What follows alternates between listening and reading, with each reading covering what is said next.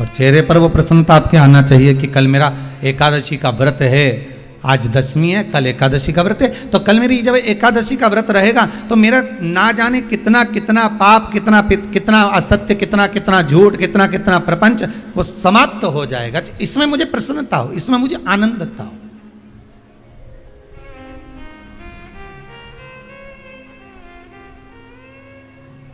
तो क्या कहा गया कि प्रयास करिएगा कि एकादशी के दिन कोई वृक्ष की, कोई डाली की, कोई कोपल की कोई पत्ती ना तोड़ी जाए। क्यों? तो कहा अगर उस पत्ती को हम तोड़ देते हैं, वृक्ष की पत्ती को या क्यारे में लगी हुई कोई डाली की पत्ती को हम तोड़ देते हैं तो एकादशी का पुण्य फल प्राप्त नहीं होता, एकादशी का कोई फल हमारे खाते में नहीं जाता, पुण्य फल प्राप्त। अब फिर भले तुम चाहे तुमने मोरधन खाया हो, चाहे तुमने फिर चिप्स खाई हो, चाहे तुमने फिर व्रत का कितना ही सामान खा गए हो और तुमने सोचा कि आज मेरी एकादशी है, तो फिर उसका कोई फल प्राप्त नहीं है, उसका कोई सुख प्राप्त नहीं है आपको, फिर उसका कोई आनंद प्राप्त नहीं है आपको, फिर उसमें कोई आनंद की अनुभूति आपको नहीं मिल रही है।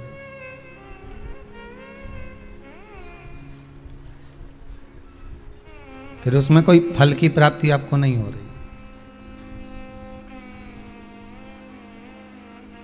आस्था चैनल के माध्यम से जितने भी एकादशी करने वाले हैं और चतुर्थी का व्रत करने वाले हैं, बहुत ध्यान से आज की कथा सुनना कि एकादशी का आपसे आपके बच्चे पूछेंगे, मम्मी हम भगवान विष्णु का दर्शन करते हैं, हम राम जी का दर्शन करते हैं, हम कृष्ण भगवान का दर्शन करते हैं, हम भवानी माता का दर्शन करते हैं, हम शंकर जी का दर्शन करते हैं, हम सारे देवी देवताओं का दर्शन करते हैं, पर ये एकादशी माता तो कभी नजर ही नहीं आती।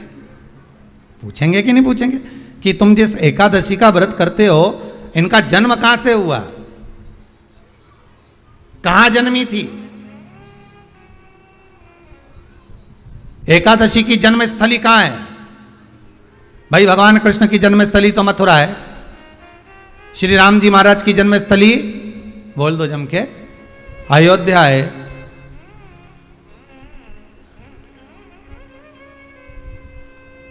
कोई आपसे पूछ ले कि एकादशी की जन्मस्थली कहाँ है तो आधे लोग तो बाल खुजाने में लग जाएंगे कि एकादशी आखिर पैदा कहाँ हुई थी, जन्म कहाँ लिया था, इसका जन्म हुआ कहाँ था, कहाँ जन्मी थी ये।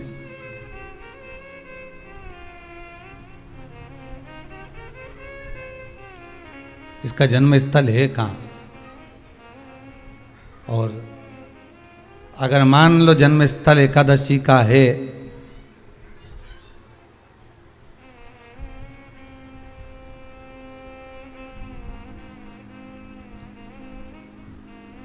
और एकादशी अगर जन्मी है, उसका जन्म हुआ है और दुनिया के लोग इतना व्रत करते हैं, उपवास करते हैं, तो फिर इसका जन्म स्थल कहां होगा?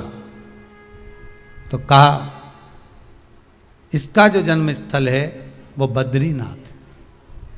कहां पर है? बद्रीनाथ। और उस बद्री विशाल में भी एक गुफा जिसका नाम है हेमवती। क्या नाम है? हेमवती। उस गुफा में एकादशी का जन्म स्थल है।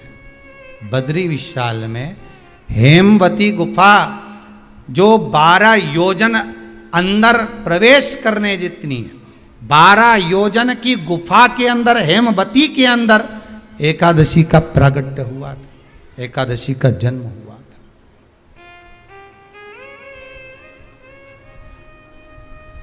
अब तो बता सकते हो ना कि कोई पूछे कि राम जी का जन्म अयोध्या में हुआ, भगवान कृष्ण का जन्म मथुरा में हुआ, और कोई पूछ ले आपका जन्म कहाँ हुआ था, अपन कह सकते ना सीहोर में हुआ हमारा। और आपसे कोई पूछे कहाँ हुए तो कहीं इंदौर में हुए कि देवास में हुए कि भोपाल में हुए कि मुंबई में हुए कि पूना में हुए, आपका तो बता दोगे। पर बच्चे आपसे पूछ ले मम्मी तू इतनी एकादशी का व्रत करती है, एकादशी का तू व्रत करती है और सबको करा देती है कि वल्लभ कुल की एकादशी करो, भले बकरी जैसे चरो पर एकादशी करो, और सबको एकादशी कराया, तो कोई पूछ ले कि एकादशी का जन्म कहाँ हुआ था, तो आप कह सकते हो कि बद्री विशाल में, हेमावती में, बद्री विशाल के हेमवती गुफा के अंदर जो 12 योजन की गुफा है, उस गुफा में एकादशी का जन्म हुआ। कब हुआ?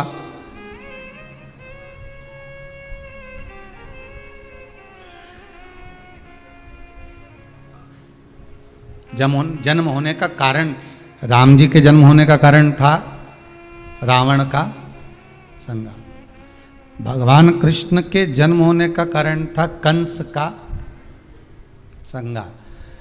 नरसिंह भगवान के जन्म होने का कारण, प्रकट होने का कारण था हिरण्यकशिपु का संहार। वराह भगवान के प्रकट होने का कारण था कि पृथ्वी को जल पर लाकर ठहराना, हिरण्याक्ष का संहार।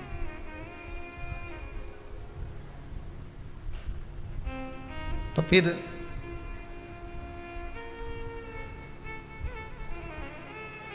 इसके जन्म का कारण क्या है? तो कहा इसके जन्म का केवल एक कारण है। सतयुग में, अब एक और बात का बहुत ध्यान दीजिएगा महाराज, सतयुग एक बार नहीं हुआ कि तुम सोचो कि सतयुग के बाद में द्वापर, त्रेता आ गया, त्रेता के बाद द्वापर आ गया, द्वापर के बाद कलयुग आ। एक सतयुग नहीं है, एक त्रेता नहीं है, एक द्वापर नहीं है। ना जाने कितने कितने सतयुग निकल गए, ना जाने कितने कितने द्वापर, त्रेता, कलयुग, ना जाने कितने निकल गए।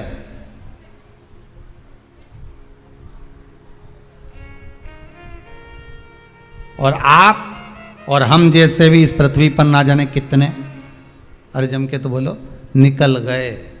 पृथ्वी वहीं की वहीं है, जिस मकान में रहते हो वो मकान भी वहीं की वहीं है। बस कभी कभी एकदम प्लाट हो जाता है, फिर उस पर वापस बन जाता है, फिर क्लीन, फिर बन गया, फिर क्लीन, फिर बन गया। ना जाने कितने कितने कितने कितने जन्म हम ले चुके हैं, और हमारे भी आगे का जन्म कितने जन्म होते रहेंगे। जमीन वहीं की वहीं रह जाएगी और अपन चले जाए, बस वो जगह वहीं रह गई। जो पहले परदादा जी की थी, दादाजी को मिल गई, दादाजी की थी, पिताजी को मिल गई, पिताजी की थी, उनके बेटे को मिल गई, उनके बेटे से उनको बेटों को मिल गई। मिलते मिलते मिलते मिलते कब वो जमीन भी बिक गई समय की अवस्था में, फिर दूसरे की हो गई। और हम सोच कर रह गए कि ये हमारा है, हम इसके लिए लड़ाई करें, झगड़ा करें। हम केवल इस जमीन के लिए, जरा सी प्रॉपर्टी के लिए अदालत में खड़े, अपना समय बर्बाद कर दिया, और जो पाना था वो छोड़ दिया।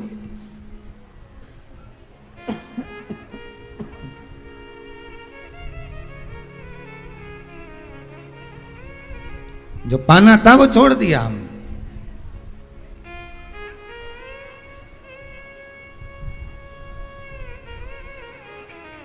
असली रजिस्ट्री तो ये शिव महापुराण की कथा है, जिसमें बैठकर आप 3 घंटा भगवान की भक्ति को जो धारण कर रहे हो, 3 घंटा जो भगवान की कथा को आप श्रवण कर रहे हो, 3 घंटा जो भगवान की भक्ति में आप डूबे हुए हो, 3 घंटा जो भगवत स्मरण में आप लगे हुए हो, बस यही असली रजिस्ट्री है, यही वहाँ काम आने वाली है। इसके सिवाय कुछ काम नहीं आएगा। धन दौलत माल खजाना सब पड़ा की पड़ा रह जाना,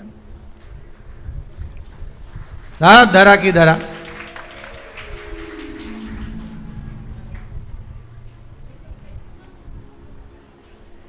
रह गया। वो एक लाइन आप लोग स्मरण करते होंगे, सज धज के जिस दिन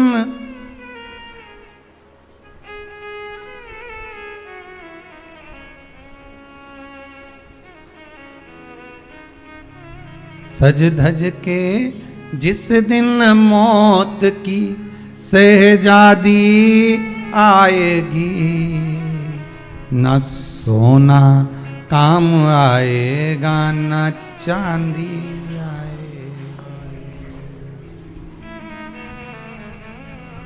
अलमारी में धरा की धरा रह जाएगा, लॉकर में पड़ा की पड़ा रह जाएगा। लॉकर में पड़ा की पड़ा है, अलमारी में धरा की धरा है। कपड़े भी सारे घड़ी बने की बने रखे। कपड़े भी धरे की धरे रह गए और सब पड़ा रह गया कि छोटा सा तू कितने बड़े अरमान हैं तेरे, मट्टी का तू सोने जैसे मान है तेरे, मट्टी की काया एक दिन मट्टी मिल जाएगी, ना सोना काम आएगा ना चांदी आएगी, ना सोना काम आएगा ना चांदी आएगी। सज धज के जिस दिन मौत की शहजादी आएगी, ना सोना काम आएगा ना चांदी आएगी, ना सोना काम आएगा ना चांदी आएगी। सब पड़ा रह जाएगा, धरा की धरा रह जाएगा, सब पड़ा की पड़ा रह गया, जीव चला गया। झगड़ा करा, लड़ाई करी, विवाद करा, खूब झगड़े पर मिला क्या? इतनी सी जमीन है, इतनी।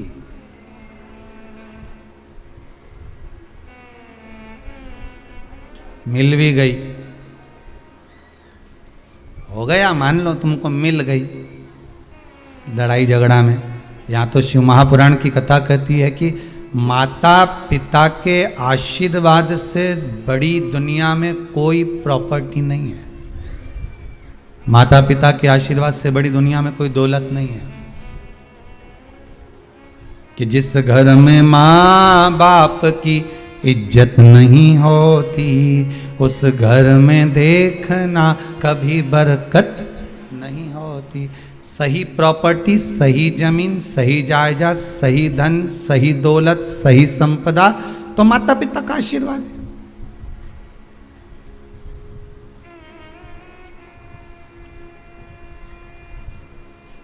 सही दौलत तो वही है, सही जायदाद तो वही है। अब प्रयास करना एकादशी के दिन कोई पत्ती ना टूटे। अगर आपको तुलसी के दल की भी जरूरत है तो आप दूसरे से कह सकते हो कि मुझे तुलसी का दल ला दे।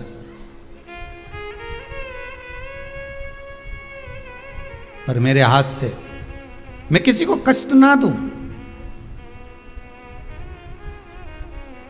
कितने तपबल से एकादशी की उत्पत्ति हुई है, कितने तपबल से। महाराज सतयुग एक नहीं आया, ना जाने कितने सतयुग आ गए। द्वापर एक नहीं आया, ना जाने कितने द्वापर। त्रेता एक नहीं, ना जाने कितने त्रेता। कलयुग ना जाने कितने हुए, और अपने जैसे भी ना जाने कितने। तो कभी कभी तुम अहंकार भी मत करना। अपने भीतर यह अभिमान नहीं आना चाहिए कि आपके बराबर कोई दान नहीं कर सकता। किसी के भीतर यह अहंकार ना आए कि हमारे बराबर कोई ये नहीं कर सकता, हमारे बराबर ये कोई बोल नहीं सकता, हमारे बराबर ये कोई होड़ नहीं कर सकता। नहीं नहीं, अहंकार को छोड़ दो।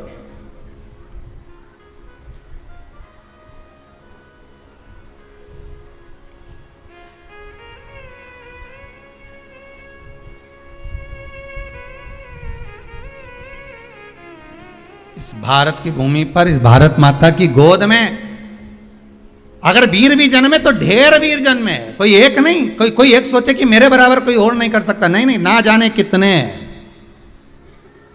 इस भारत माता की गोद में अगर दानी भी जन्मे तो ना जाने कितने। कोई ये ना सोचे कि मेरे बराबर कोई दान नहीं कर सकता।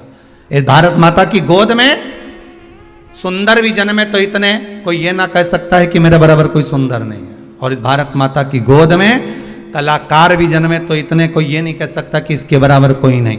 इस भारत माता की गोद में कथाकार भी ढेर जन्मे। कोई ये नहीं कह सकता कि इसके बराबर कोई नहीं। भगवान ने पैदा करा। अभिमान नहीं होना चाहिए, अहंकार नहीं होना चाहिए। ना जाने कितने हों।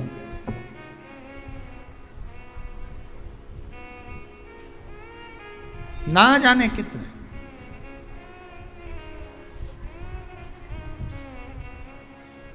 बस हो सकता है सतयुग, त्रेता, द्वापर, कलयुग भी जो अनेक हुए तो हम भी अनेक होंगे, हम भी ना जाने कितने होंगे। सतयुग की कथा है। सतयुग में एक नाड़जंग नाम का एक असुर हुआ। देखिए, एकादशी के जन्म की कथा शायद आपने जिंदगी में कभी सुनी ना सुनी जीवन में, पर इस जीवन में मनुष्य की देह प्राप्त कर कर अगर आप शंकर की शिव महापुराण की कथा सुन रहे हो तो एक एक संवाद को अपने जीवन में उतार कर रखना, जिससे कई माताएं कहती है गुरुजी पहले हम ये चीज नहीं जानते थे पर आपसे श्रवण कर कर ही तो कुछ मिलेगा। आने वाली पीढ़ी को हमको ज्ञान देना है। सियोर वाला महाराज तो 3 घंटा 2 बजे से 5 बजे तक आस्था चैनल पर, फेसबुक पर, यूट्यूब पर कथा बाज देगा। इसके बाद जवाबदारी आपकी है। कथा सुनने के बाद जवाबदारी आपकी है कि आपके बच्चों को शाम को भोजन कराते समय, आप रात्रि को अपनी बहन से बात करते समय, आप रात्रि को अपने रिश्तेदारों से बात करते समय उनसे भी प्रश्न कर सकते हो। क्यों आज तूने कथा सुनी थी? आज अपने एकादशी के जन्म की कथा सुनी कि एकादशी कब पैदा हुई, एकादशी का जन्म कब हुआ, कौन सी जगह पर जन्मी थी। अपने को मालूम था कि राम जी कहाँ जन्मे, अपने को मालूम था भगवान कृष्ण कहाँ जन्मे, अपने को मालूम था नरसिंह भगवान कहाँ जन्मे, पर अपने को एकादशी का जन्म कहाँ हुआ ये नहीं मालूम था। आप अपनी बहन से, अपने रिश्तेदारों से बात कर सकते हो। 3 घंटे की कथा तो आप यहां श्रवण कर लेते हो आस्था चैनल के माध्यम से, फेसबुक और यूट्यूब के माध्यम से। इसके बाद की जवाबदारी आपकी है कि इस कथा का प्रसाद आप किस किस को दे रहे हो।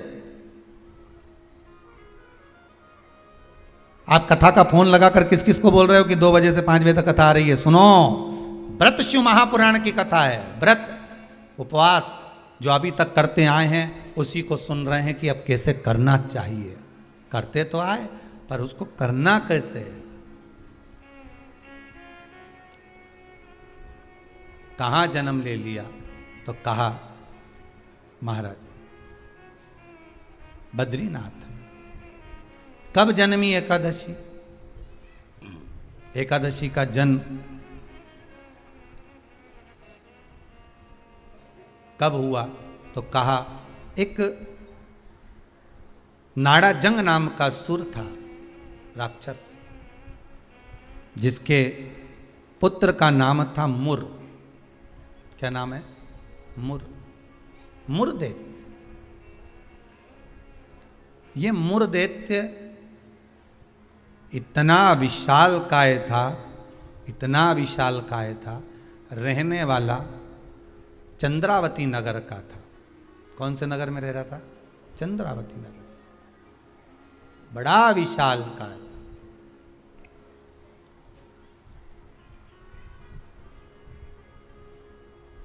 इसमें बल इतना था, इतना बल था कि एक दिन मुरदैत्य ने तप साधना कर कर, दान पुण्य कर कर, स्मरण कर कर सारा पुण्य अपने खाते में रख लिया। आपको कल कथा में कहा था, उद्यापन करना मतलब उतने व्रत का पुण्य अपने खाते में जमा कर लेना, फिर वो समाप्त नहीं हो सकता।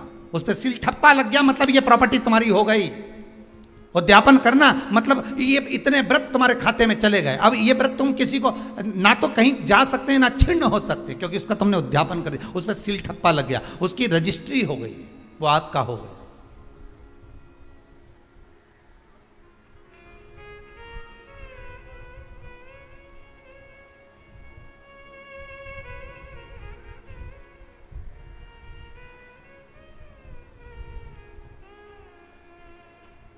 अब मुरदैत्य बड़ा उपद्री था, बड़ा उपद्री, इतना उपद्री, पर साथ में वो दान भी बहुत करता था, साथ में वो पुण्य भी बहुत करता था, सत्कर्म बहुत करता था। अब पर ये सब कुछ करने के साथ में वो पाप भी बहुत करता था।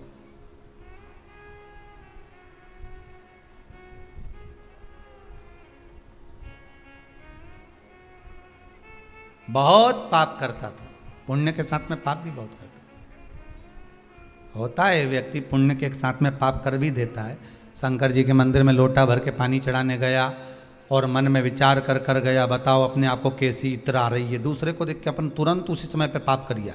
बताओ अपने आप को कितनी इतरा रही। अरे अरे वो इतरा रही, इतरान दे, तू तो अपना शंकर जी के जल चढ़ाने, हरि ओम बोलने, नमः शिवाय बोलने, अपने घर जा। तेरे को क्या करना कि इतरा रही ने कई कर रही, वो करे करे सो करना।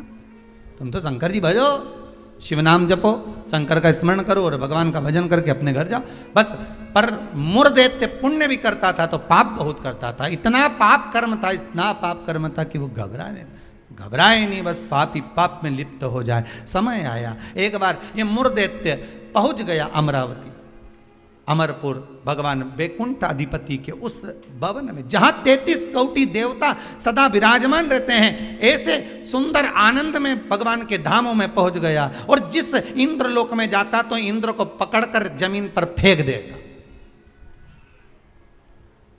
अब बहुत अच्छे से सुनिएगा महाराज,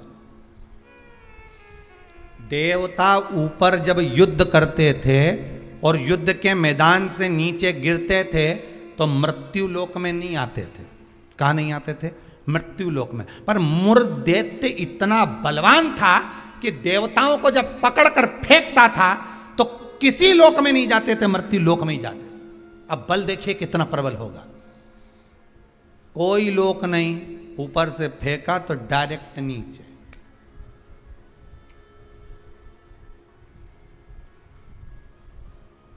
सीधे नीचे।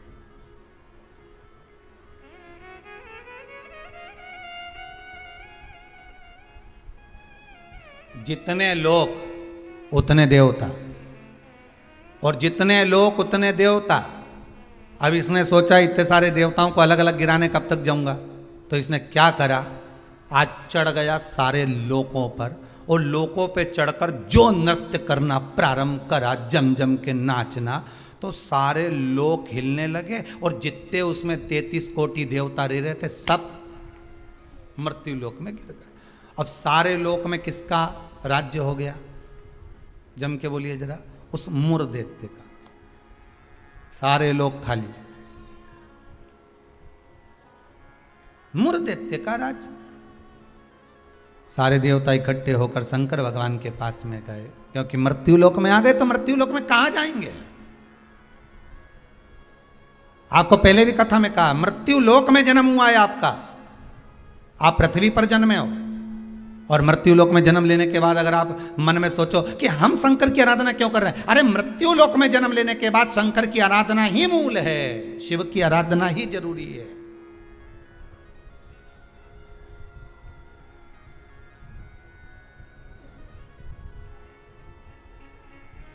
कहां जाएं, किससे कहें? वैकुंठ लोक के अधिपति भगवान विष्णु, ब्रह्मलोक के अधिपति भगवान ब्रह्मा, इंद्रलोक के अधिपति इंद्र, यमलोक के अधिपति यम, मृत्यु लोक के अधिपति महादेव है, भगवान शिव है। और अगर आप मृत्यु लोक में रह रहे हो तो आपके जीवन में अगर दुख है, तकलीफ है, कष्ट है, रोग है, बीमारी है, तकलीफ में हो तो शंकर की शरण में जाइए। सारे 33 कोटि देवताओं का चरित्र एकादशी के जन्म की कथा कर रही है, पद्म पुराण की कथा कर रही है, स्कंद पुराण की कथा कर रही है, शंकर की पावन कथा कर रही है कि देवता जब मृत्यु लोक में आ गए और मृत्यु लोक में आने के बाद उनको जब कष्ट हुआ, किसी देवता के पास नहीं गए, सबसे पहले शंकर जी के पास गए, क्योंकि जो करीब में होता है उसी को पुकारा जाता है। एक बहू पूना में रह रही है और एक बहू तुम्हारे साथ में रह रही है और तुम्हारा पेट दुख है या चक्कर आ रहे हैं तुमको, तो क्या पूना वाली को फोन लगा के बोलोगी बहुत चक्कर आ रहा है?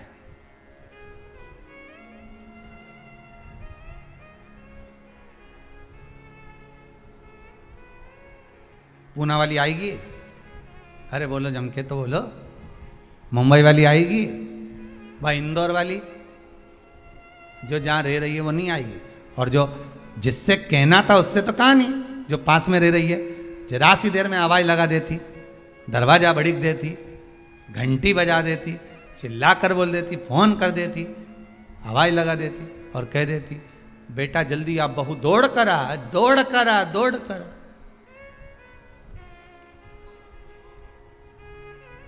बोलो आती कि नहीं आती? कितना भी झगड़ा हो, कितनी भी लड़ाई हो गई हो तो भी किसी को तकलीफ में है तो ऐसी कोई बहू नहीं होती जो दौड़ कर ना आए। तकलीफ में होगी, भले कितना भी झगड़ा कराओ, कितनी भी लड़ाई करी हो, कितना भी विवाद हो, दौड़ के आ गई।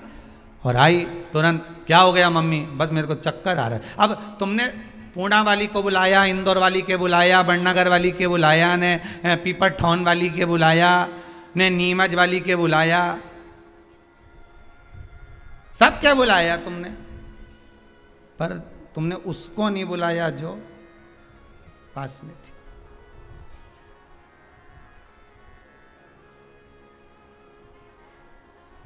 जो नजदीक में थी।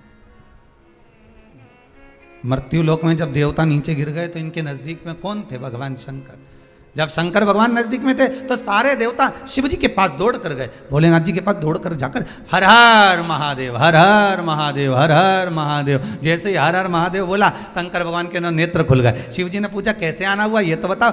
कहा महाराज जी ये वो मुर दैत्य ने हम सबको नीचे पटक दिया। अच्छा तो फिर क्या चाहते हो? बस उस मुर दैत्य का संहार कर दो। शंकर भगवान बोले मुर दैत्य का संहार मैं करूंगा?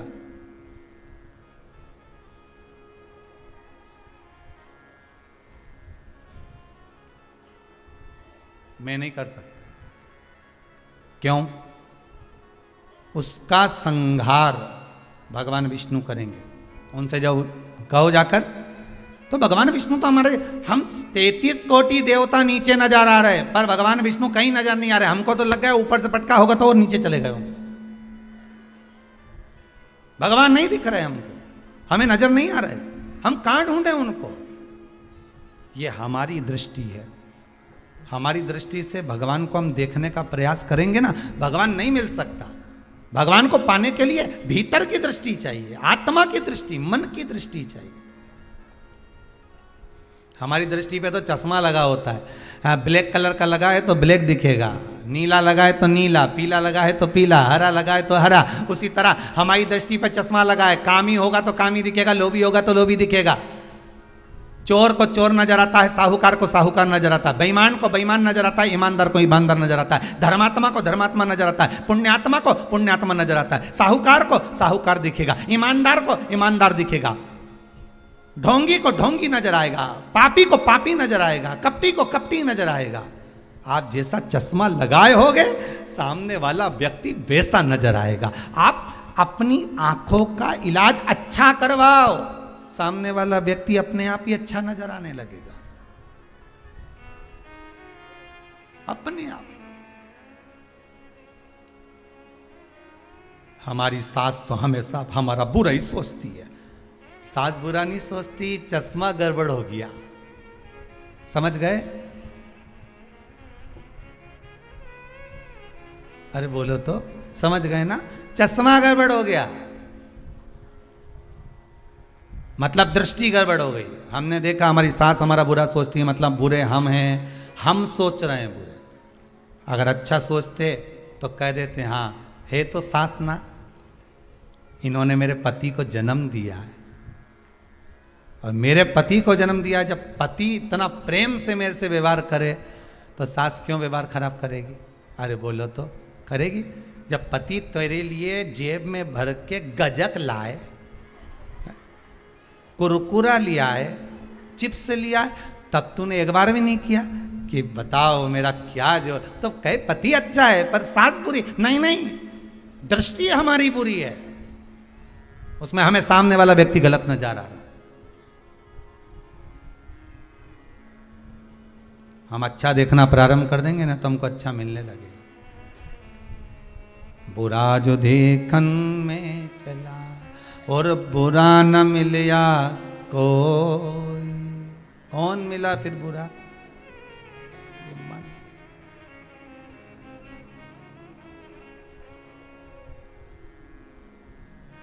इस मन को बुरा कर। मैं नहीं मार सकता मुर्दैत्य को, भगवान विष्णु मारेंगे। भगवान विष्णु कहाँ मिलेंगे? क्षीर सागर में शयन कर रहे हैं, जाइए। सारे देवता पहुंच गए क्षीर सागर। प्रभु कृपा करिए। भगवान विष्णु ने पूछा क्या हुआ? वो मुर्दैत्य ने आक्रमण कर रखा है, सबको उठा उठा के पटक दिया, एक भी नहीं बचा, सारे लोग खाली पड़े। अच्छा फिर मां कौन बैठा? तो क्या मुर्दैत्य बैठा अकेला? आओ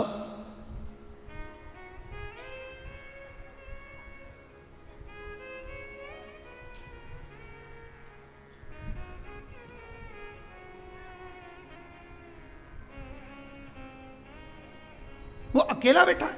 हाँ, भगवान विष्णु बोले आप चिंता मत करो, चलो चलो हमारे साथ। चंद्रावती नगर पर सारे 33 कोटि देवता आक्रमण कर दो। शंकर भगवान तो मुस्कुराने लगे। एक मुर दैत्य के लिए 33 कोटि देवता अपना अपना लोक छोड़कर आ रहे हैं युद्ध करने के लिए। विचार करिएगा जरा। एक व्यक्ति की हस्ती मिटाने में, एक व्यक्ति की हस्ती मिटाने में ना जाने कितने लग जाते हैं नीचे गिराने में, ना जाने कितने।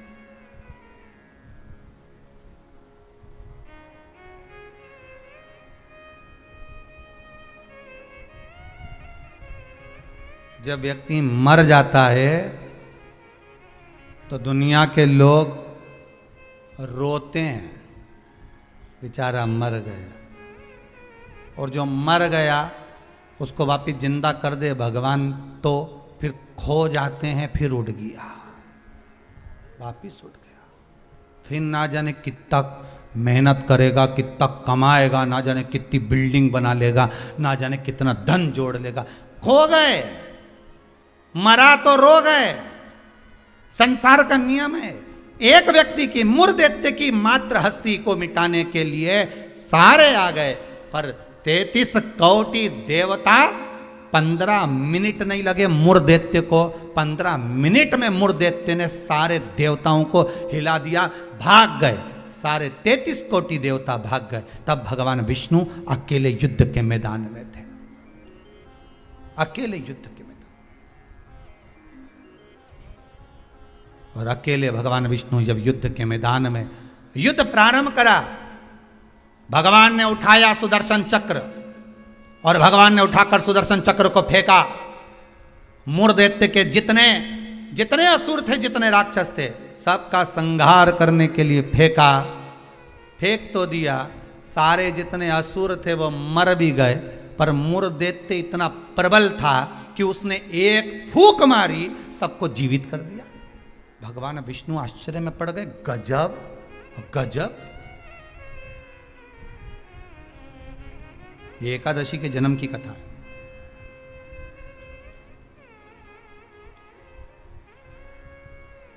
गजब हो गया, इतने सारे मरे और एक क्षण में भगवान ने तो सुदर्शन फेंका ने, सब घूम के गया ने, सबके मार के आया। उसके तो 1 घंटा, आधा घंटा, 15 मिनट, 10 मिनट, 5 मिनट लगे होंगे। इसने तो एक फूंक मारी, जो यहां से चालू करा, हैप्पी बर्थडे टू यू, एक फूंक में ही सब निपटा दिया। ले, सब जाग गया, सब। जैसे वो 11 साल होए तो लोग 11 मोमबत्ती जला। हमारे यहाँ तो कहीं नियम नहीं है, हिंदू धर्म के शास्त्र के अनुसार ये नियम नहीं है कि मोमबत्ती को बुझाओ कि दिया बुझाओ। हमारे यहाँ तो जन्मदिन मनाओ तो दिया जलाओ। और पहले बात तो जन्मदिन मनाओ तो पहले सोच के मनाओ कि 14 साल के हो गए, मतलब भगवान के करीब जाते जा रहे हैं, करीब। 35 साल के हो गए, मतलब 36वें में लग गए, उसके और करीब पहुंच गए। जैसे जैसे उम्र बढ़ती जा रही, तुम तो केक काट रहे हो, ऊपर तो नगाड़े बज रहे हैं, भेरू आने वाला है, ऊपर नगाड़े बज रहे हैं। 68 का हो गया, गांव के लोग जन्मदिन मना रहे, ऊपर कह रहे तैयारी कर लो रे, थोड़ा और बचा है, आने वाला है।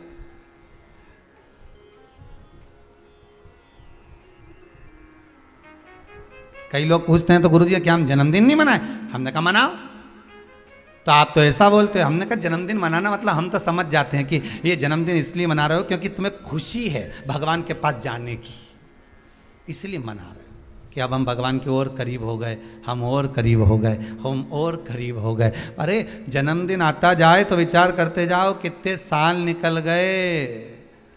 ना राम नाम लीनो ओ तूने भरी जवानी में, तो डूब के मर जा रे चुल्लू भर पानी में। अरे काय जन्मदिन मनाओ तो विचार करिए कि हमारा जन्मदिन हम क्यों मना रहे हैं, किस लिए मना रहे हैं, कहाँ जा रहा है, हमारा समय निकले चले जा रहा है। ना राम गाए ना कृष्ण गाए ना शंकर का स्मरण करा, यूं ही गवा दिया। और बच्चा कुचा था तो जन्मदिन आदि रात को मेन रोड पे गाड़ी को खड़ा करके बोनट पे केक रख के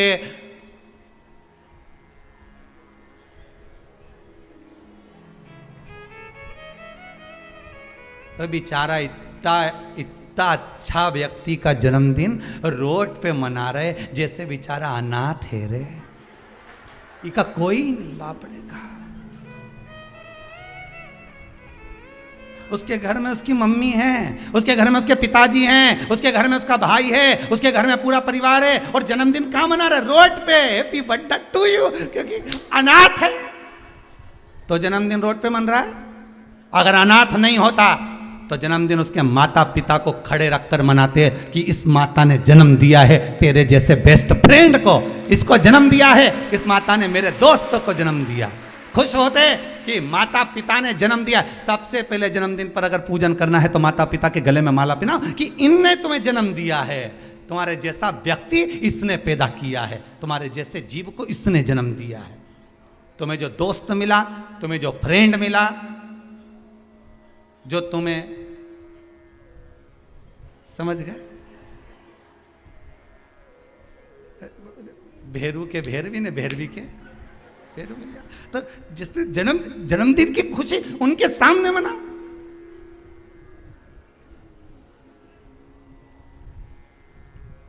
चले गए रोड पे, गाड़ी खड़ी कर ली, केक काट लिया, आधी रात को बम फटाका फोड़ लिया, बस। क्या मतलब? वो अनाथ नहीं है, वो अनाथ नहीं है, उसके सिर पर उसके माता पिता का हाथ।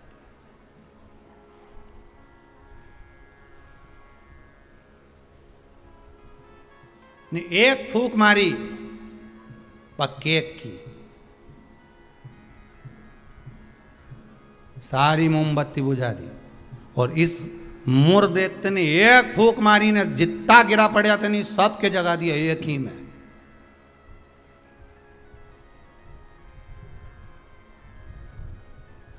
मेरे को तो लगे वो कहीं कहीं का बाबा जोगी और नहीं हो, नहीं जिसके यहाँ झाड़ा लगवाने लोग जाए, एक फूंक मार दो उठी क्या। तो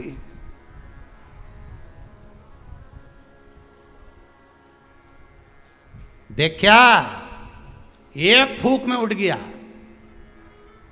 तो जो उठा उससे पूछा कितना समय से बीमार पड़ा था ने, महाराज जी ने एक फूंक मारी ने उठ गया।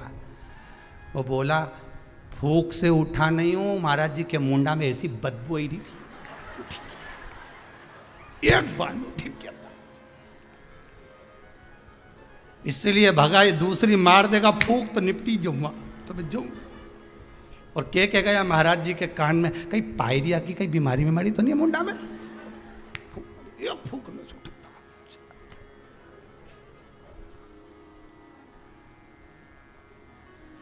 अब अभी महाराज जी ने उसको मारी थी, अब महाराज जी खुद के मार के देखो,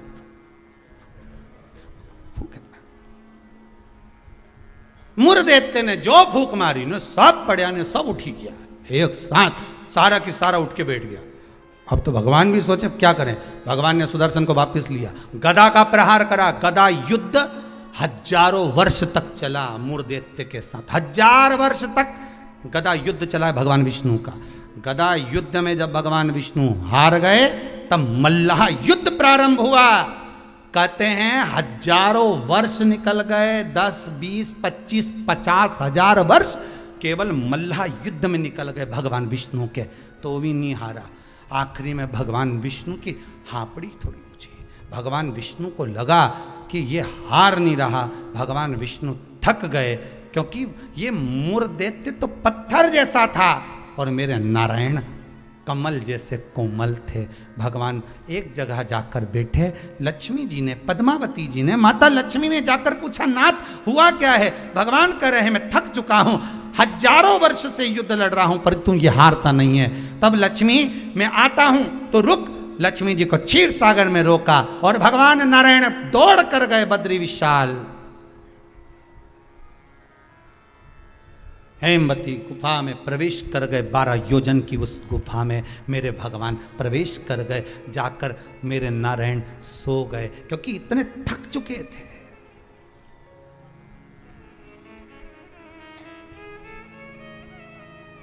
इतने थक गए थे और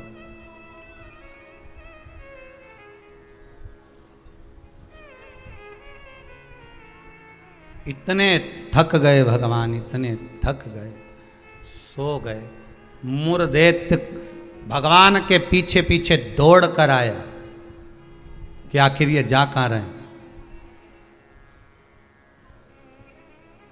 ये जा कहां रहे हैं। मुरदैत्य ने विचार करा, आज भगवान भाग कर कहां जा रहे हैं मुझसे। केवल वो काल्यावन को देखकर भगवान युद्ध का मैदान छोड़कर नहीं भागे थे, यहाँ मुरदैत्य को देखकर भी भगवान युद्ध का मैदान छोड़कर भागे थे। भगवान का नाम था रणछोड़ राय। कहाँ जा रहे हैं, किस जगह जा रहे हैं, चले।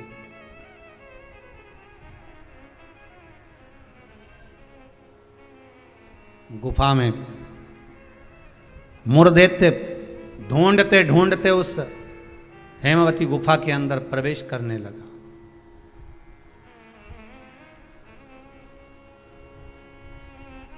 वहां पर हेमवती गुफा में जैसे ही प्रवेश करा, उस समय पर पाप पुरुष, कौन सा पुरुष है? पाप।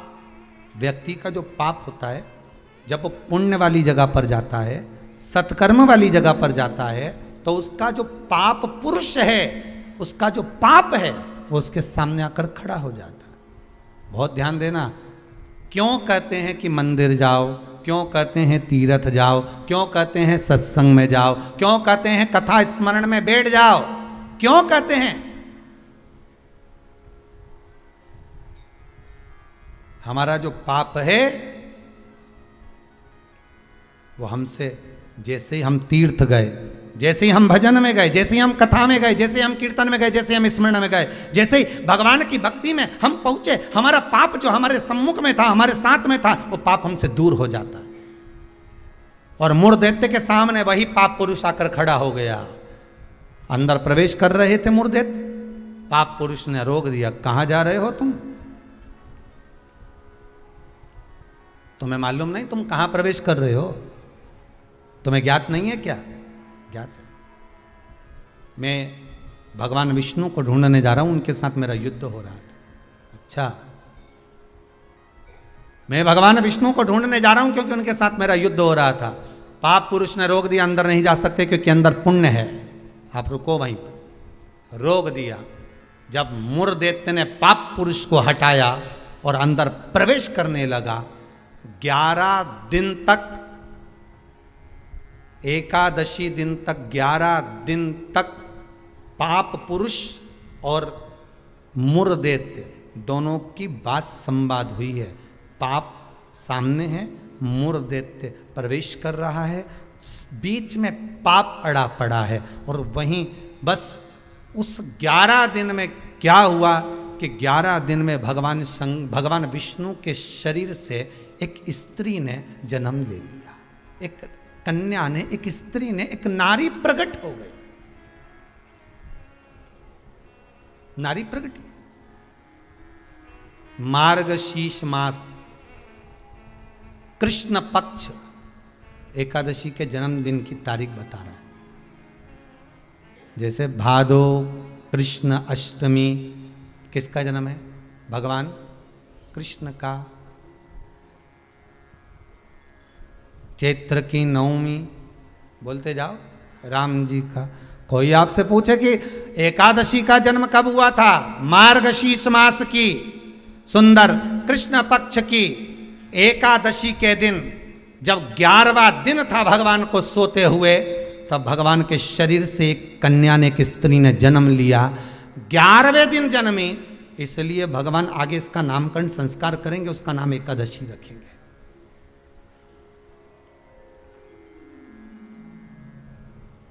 इसी को कहते उत्पत्ति एकादशी, उत्पन्ना एकादशी। प्रकट हो गए। आप पुरुष ने देखा कि कोई कन्या आ रही, बड़ी सुंदर है, बड़ी सरल, बड़ी अच्छी दिख रही है। और पाप पुरुष ने देखा इतनी सुंदर कन्या, इतना सुंदर उसका स्वरूप,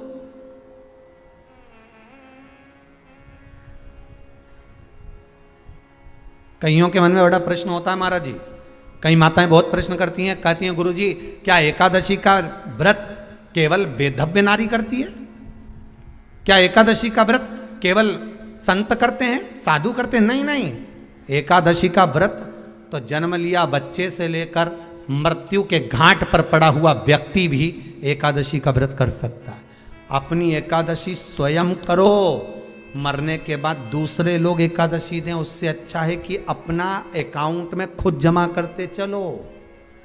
तो बुरे वक्त में थोड़ा बहुत कहीं ना कहीं अपने का यमदूत आ गया, यमराज आ गया और उसने कहा लाओ एकादशी दो। अब तुम तो इंतजार में बैठी कि अभी बारवा तो हम दो, तो क्या बारवा के कहीं करेगी? तो क्या बारवा के हमारा छोरा उन्हें एकादशी देगा?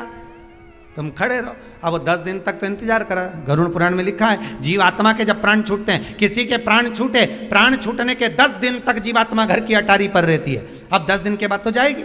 अब तुम तो कह रही अभी रुक जाओ रे, अभी कहाँ जा रहे हो? अभी एकादशी मेरे को मिलेगी, हमारा छोरा देगा, बहू देगी, बड़ी बहू देगी, छोरा देगा, पोता देगा, पोती देगी, नाती देगा, पंती देगा। और पंडित जी जब बैठे संकल्प दिलाया, बोलो तुम्हारे दादाजी के कितनी एकादशी दोगा? तो क्या हमने 5 दी, कोई कि हम 14 दी, कोई कि हम 10 दी, कोई कि हम 3 दी, कोई कि हम 2 दे दिए। तो कहीं दादाजी कहीं भिखारी था?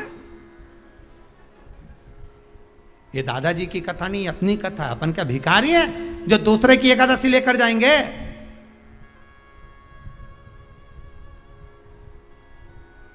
अपन अपनी एकादशी खुद करो, स्वयं एकादशी करो, फिर कहूंगा भले बकरी जैसे चरो, पर एकादशी कर। स्वयं अपने लिए एकादशी करो। जिस समय पर जाएं तो इंतजार नहीं करना पड़े कि रुक जाए, अभी बारवा तो होने दे, अभी एकादशी पंडित जी संकल्प छुड़ाएगा ना जब मिले। नहीं हम तो अब भी ले के जाए। तो क्या ले चल, मैंने तो खूब करी, पूरा साल की एकादशी करी, तुझे क्या ही मालूम रही हमारा? चल चल मुझे ले चल। एकादशी की मृत्यु दीजिए, द्वादशी को दाग वृंदावन की लकड़ी दीजिए दोनों। ऐसी कृपा प्रभु। एक सुंदर जो स्त्री का जन्म हुआ, जो कन्या का जन्म हुआ, जो एक सुंदर स्त्री जो जन्मी है, भगवान विश्राम जो कर रहे हैं, सो रहे हैं,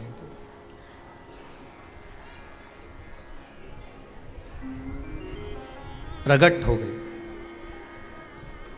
एकादशी का जन्म मार्गशीर्ष मास कृष्ण पक्ष एकादशी, उत्पन्ना, उत्पत्ति एकादशी प्रकट हुई। पाप पुरुष एकादशी को देखा, भाग गए। कितना सुंदर व्याख्यान वर्णन है, जरा ध्यान दीजिएगा कि मात्र एकादशी का दर्शन ही पाप पुरुष ने करा और वो भी भाग गया। घर में अगर कोई एक व्यक्ति एकादशी का व्रत करता है तो उसके घर में पाप प्रवेश नहीं करता। ये देखिए कितना सुंदर व्याख्या। पाप पुरुष भागा। मुरदैत्य सामने खड़ा था। जैसे ही सुंदर स्त्री को देखा, मुरदैत्य ने हाथ आगे बढ़ाया। इतने में एकादशी माता ने तुरंत जो हाथ का धक्का दिया कि मुरदैत्य ने जैसे देवताओं को नीचे पटका था, वैसे ही मुरदैत्य भी भूमि पर गिर पड़ा। बहुत ध्यान देना, अगर आप किसी को नीचे गिरा रहे हो तो अपनी भी तैयारी पूरी कर कर रखना कि तुम भी कहीं ना कहीं नीचे गिरोगे। आज नहीं तो कल। आप किसी के लिए खड्डा खोद रहे हो, तैयारी कर रखना, एक दिन आपके लिए भी तैयारी होता है। घर में एक बूढ़े पिताजी रहते थे, तो पत्नी ने कहा तुम्हारे पिताजी बहुत खांसते हैं, बच्चों को पढ़ने में तकलीफ होती है, एक काम करो इनको माली के कमरे में ठहरा दो, चौकीदार वाले, चौकीदार के कमरे में पिताजी को। हाँ, फिर रोटी वोटी भोजन वोजन क्या करेंगे, मैं यहाँ से सब भेज दूंगी, तुम चिंता मत करो। पिताजी को चौकीदार के कमरे में ठहराओ, एक घंटी लगा दो, पिताजी घंटी बजाएंगे, मैं यहाँ से सामान भेज दूंगी। ठीक है। पिताजी से बेटे ने कहा पापा बाबूजी आप पीछे के कमरे में ठहर जाओगे क्या चौकीदार वाले? हाँ बेटा, मुझे तो सोना है, कहीं पर भी सो जाऊं, उसमें क्या दिक्कत। हाथ जोड़ के पिताजी आपसे हाथ जोड़ता हूं, आप इस मकान में अंदर कभी मत आना, आप बाहर रहो। ठीक है बेटा, अगर आप बोल रहे हो तो मुझे कोई दिक्कत नहीं है। ठीक है, एक घंटी लगा देता हूं, बजा देना, पानी ले आएगी बहू, भोजन ले आएगी, नाश्ता ले आएगी, चाय ले आएगी। ठीक है।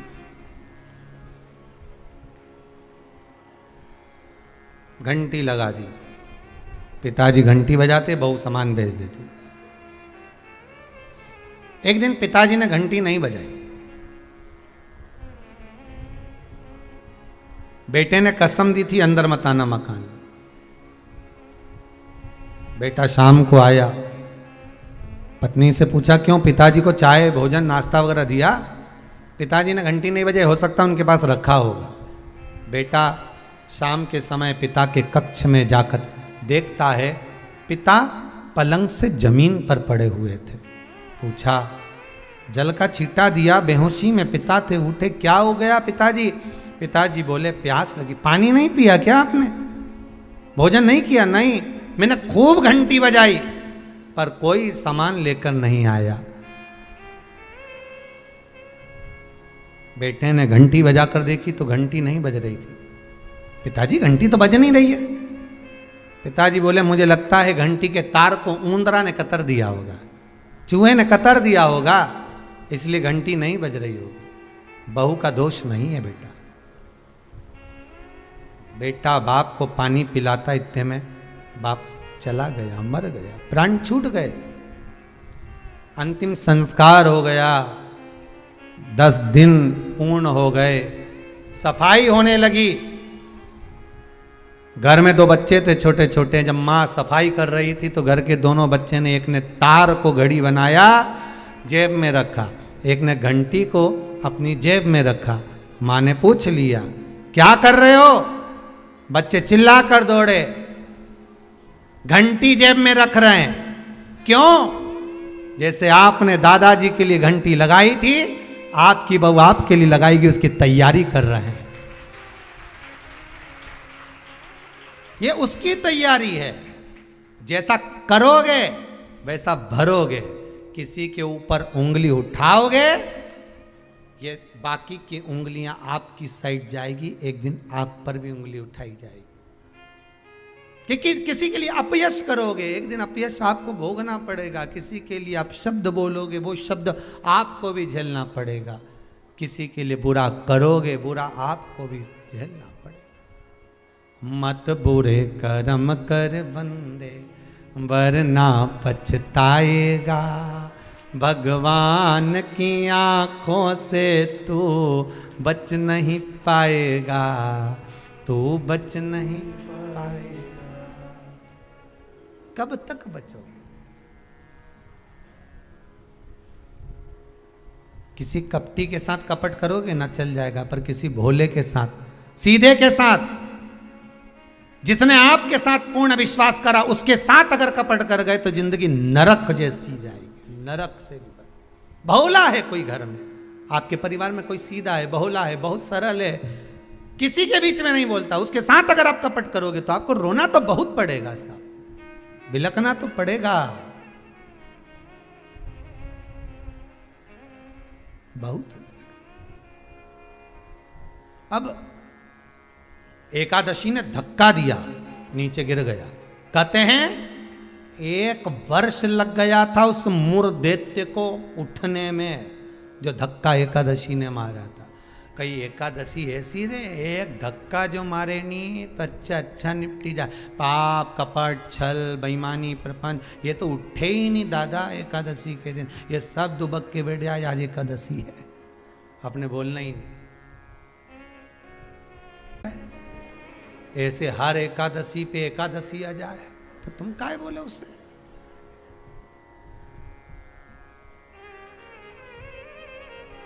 और फिर वो आंखों दिखाए जम के, समझ लेना एकादशी माता आज गुस्से में है। तो क्यों बोलने जाओ तुम उसको? जो धक्का दिया उठा ही नहीं, उठा फिर आया झगड़ा करने के लिए। एकादशी ने जो पछाड़ा, कहते हैं सिर के इतने टुकड़े हो गए थे कि बीनना भी मुश्किल थे मुर्दे के, प्राण छूट गए। पाप पुरुष सामने आकर खड़ा हो गया। फिर आया एकादशी ने तो केवल अपने केश का एक भाग हवा में उड़ाया, इतने में तो पाप पुरुष भागा, भगवान के पास जाकर उठाया। उठो उठो प्रभु बहुत देर सो लिए, उठ जाओ जरा जल्दी उठ जाओ। भगवान बोले तू कौन है? मैं पाप पुरुष, पाप हूं मैं, तो तूने मुझे क्यों जगाया? ये एकादशी तो मुझे परेशान करके रखी है। घर घर में लोग एकादशी करे और मुझे प्रवेश नहीं करने दे। अब तुम बताओ क्या करूं? भगवान ने कहा चिंता मत कर, अन्न के अंदर जाकर बैठ जा। एकादशी के दिन जो अन्न खाएगा बस पाप पुरुष उसी में प्रवेश कर जाएगा। पाप पुरुष उसी में प्रवेश करेगा, तू अन्न के अंदर जाकर बैठ जा। ठीक है, मैं अन्न के अंदर जा। भगवान के नेत्र खुले, एकादशी को देखा, इतनी सुंदर एकादशी थी साहब। इसलिए शास्त्र कहता है कि जितनी एकादशी होती है 26 की 26 एकादशी का अगर आप वर्णन करेंगे, 26 की 26 एकादशी का यदि आप स्मरण करेंगे तो एक एक एकादशी का अगर नाम स्मरण करें तो कितना कितना सुंदर। चैत्र के महीने में 2 एकादशी, कामदा पाप मोचन, बैसाख में 2 वरुथनी मोहिनी, ज्येष्ठ महीना अपरा निर्जला, आषाढ़ योगनी देवशवनी, श्रावण महीने की कामिका पुत्रदायिनी, भादो महीने की अजा परिवर्तनी, अश्विनी महीने की इंद्रा पापकुशा, कार्तिक महीने की रमा प्रबोधनी, मार्गशीर्ष मास की उत्पन्ना और मोक्षदा, पौष महीने की सफला और पुत्रदा,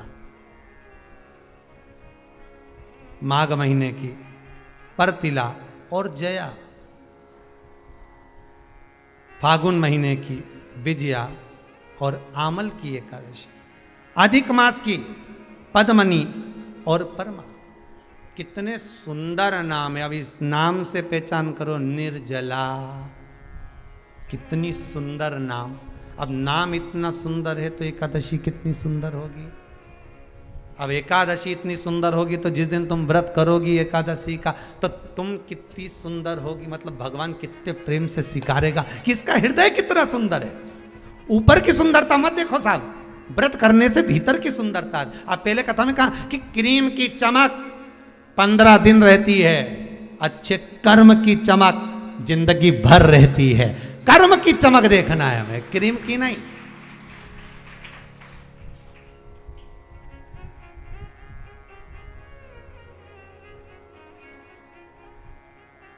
ये क्रीम वालों पे तो केस लगा देना चाहिए कि हम इतने काले थे अभी तक गोरे नहीं हुए।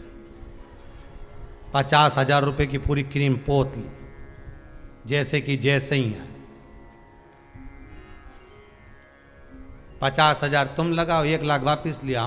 हमने 50,000 की क्रीम लगाई, तुमने लिखा था उसमें एकदम सुंदर हो जाओगे, गोरे हो जाओगे। और टीवी पे तो फोटो ऐसा दिखाओ 1 मिनट में बस वो यूं ही लगाए नहीं गोरी हो जाए।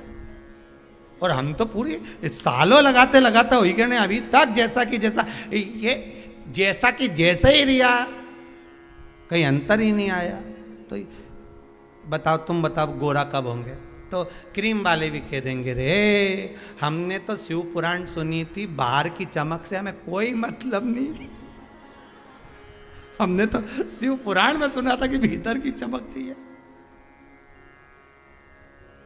क्या करे बाहर की चमक का? ये चमक ये दमक फुल्ल बन में महक सब कुछ सरकार तुम ऐसे है। अभी बाहर की चमक का करोगे क्या? दो तरह का पार्लर होता है, ब्यूटी पार्लर दो तरह का। एक आपके घर के बाहर भी होगा, जहाँ जहाँ आप रहते हो ना, जिस जिस शहर में रहते हो, जो कथा सुन रहे हो टीवी पे आस्था पर या मोबाइल पे सुन रहे हो, जिस मोहल्ले में कॉलोनी में रहते हो वहाँ लिखा रहता होगा ब्यूटी पार्लर। अब उस पार्लर में और एक पार्लर ये भी है शिव पुराण का, बस अंतर इतना है उस पार्लर में लड़की का श्रृंगार होता है, बाहर का श्रृंगार होता है जिससे पति रीत जाता है, और इस शिव महापुराण के पार्लर में आत्मा का श्रृंगार होता है जिससे महादेव रीत जाता है। पार्लर यह भी है, पार्लर वो भी है, वो बाहर का है, ये भीतर का है, इसमें आत्मा का श्रृंगार होगा। अब आज तुम लोग जब कथा सुन के उठो ना और कहीं जाओ और कोई तुमसे पूछे कहाँ गई थी दिखी नहीं, तो कहना पार्लर में बैठी थी। तो क्या बताओ 90 साल की 80 साल की और पार्लर में बैठी? हाँ, बस अंतर एक ही है उस पार्लर में उस पार्लर में। जो वो बाहर वाला पार्लर होता है ना, तो वो ऐसी ककड़ी धर के बिठा दे एक जैसी पोत के, और यहाँ कुछ नहीं धर के बिठाए। इस पार्लर में जो बैठे हो ना शिव महापुराण के, इसमें कुछ धरने की जरूरत नहीं है। यहाँ तो मन परमात्मा के चरणों में धर दो, बस इतना चाहिए। और भगवान जो श्रृंगार करेगा उसके आगे दुनिया का कोई श्रृंगार नहीं हो सकता, सब ठीक है। परमात्मा के श्रृंगार के आगे कोई श्रृंगार नहीं हो सकता। तेरी रचना इतनी सुंदर तो कितना सुंदर, जरा विचार करिए, कितना सुंदर। रचा है सृष्टि को जिस प्रभु ने, वही ये सृष्टि चला रहे। जो वृक्ष हमने लगाया पहले, जो पेड़ हमने लगाया पहले, उसी का फल अब हम पा रहे हैं। रचा है सृष्टि को जिस प्रभु ने, वही ये सृष्टि चला रहे हैं। रचा है सृष्टि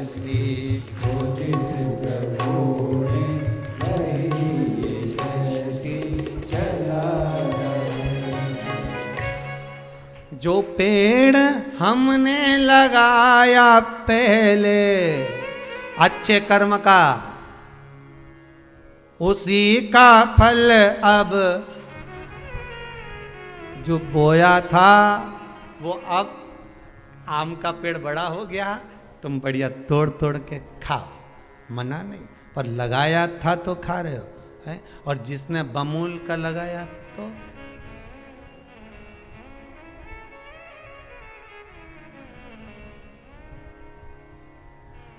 जो पेड़ हमने लगाया पहले और कांटा चुभ गया, उसी का फल अब हम पा रहे हैं। रचा है सृष्टि को जिस प्रभु ने, वही ये सृष्टि चला। ये उसी का कितना लेवल मिलाता, देखो तो सही।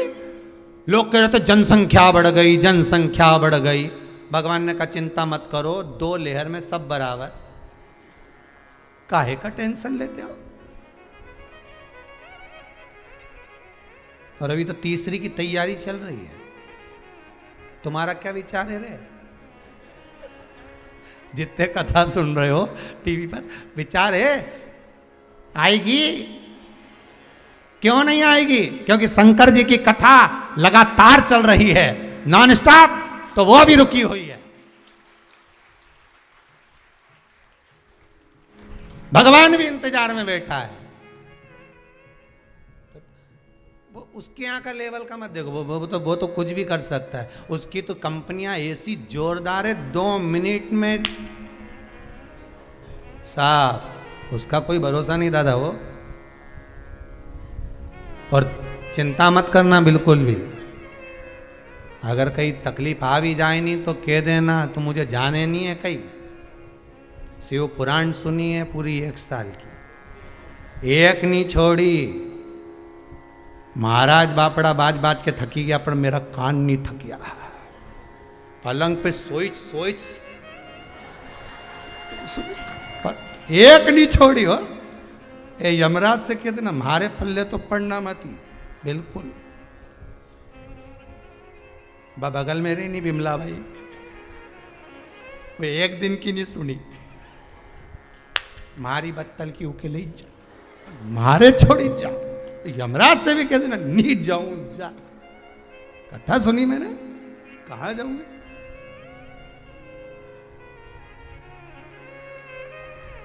अब कहां जाए। जो पछाड़ा, एकादशी ने जो पछाड़ा और मुर देते मरा, मुर देते तो मर गया, समाप्त तो हो गया।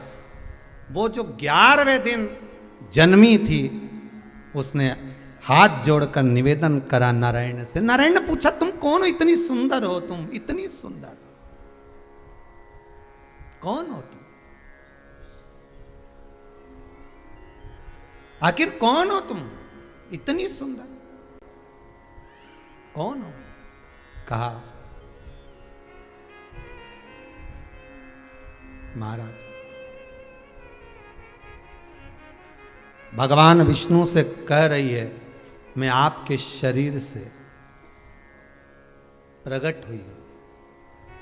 11 दिन तक आप विश्राम करें, आपका हृदय, आपका चित्त, आपकी वृत्ति से मैं प्रकट हूं। भगवान ने कहा, तू 11वें दिन जन्मी है, मैं तुझे एकादशी नाम देता हूं। मांग, तुझे क्या चाहिए, मांग ले, तुझे क्या चाहिए, क्योंकि तूने मुर दैत्य को मारा है जो कोई देवता नहीं मार पाए। बोल तुझे क्या। सारे देवता जहां हार गए थे, वहां तू प्रकट होकर तूने संहार किया। मांग, तुझे क्या चाहिए।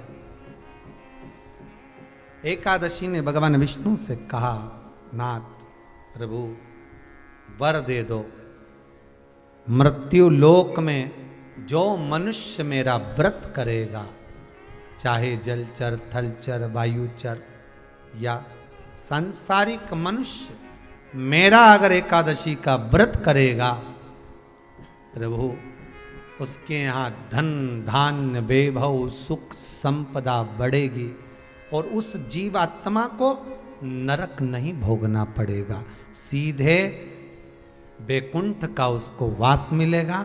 जब जीव आत्मा को लेकर चला जाएगा, यम के दूत जब बंदी बनाकर ले जा रहे होंगे उस जीवात्मा को, जिसके प्राण छूटे होंगे, यम के दूत जब बंदी बनाकर ले जा रहे होंगे, तब मुझे वर दो कि मैं इसका हाथ पकड़कर बेतरनी से पार उतार कर सारे नरकों से निकालती हुई आपके धाम में लेकर आऊं। भगवान ने वर दे दिया, तथास्तु। हे एकादशी सुनो, मृत्यु लोक का मनुष्य अन्न का त्याग कर कर, क्योंकि अन्न में एकादशी के दिन पाप पुरुष रहता है, अन्न का त्याग कर कर एकादशी के दिन जो मनुष्य तुम्हारा व्रत धारण करेगा, उस व्रत को करेगा और उस व्रत को धारण करेगा, उसकी मनोकामना पूर्ण होकर वो मेरे ही धाम को जाएगा। ये तो हुआ एकादशी के जन्म की कथा। तो अब तुमसे कोई पूछे तो बता देना, एकादशी का जन्म कहाँ हुआ था, एकादशी का जन्म किस गुफा में हुआ था, एकादशी का जन्म कौन से महीने में हुआ था, एकादशी का जन्म कौन सी एकादशी को हुआ था, ये सब वर्णन आज की कथा में अपन ने श्रवण करा। एकादशी का बहुत सारा चरित्र रह गया है। एकादशी के 18 नियम है। कितने नियम है? 18। उसमें से 2 नियम बताए थे आपको पत्ती टूटने तक का। कितने रहेगा भैया?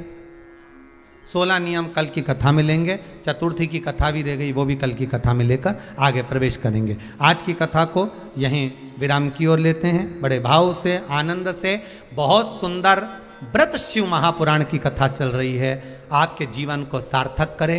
सबको प्रसाद के रूप में बांटो, घर घर फोन कर दो, सारे घरों में फोन लगा दो, मैसेज कर दो या कथा की लिंक भेज दो कि ये कथा आ रही है व्रत शिव महापुराण की, सुने बिगर मत रहना।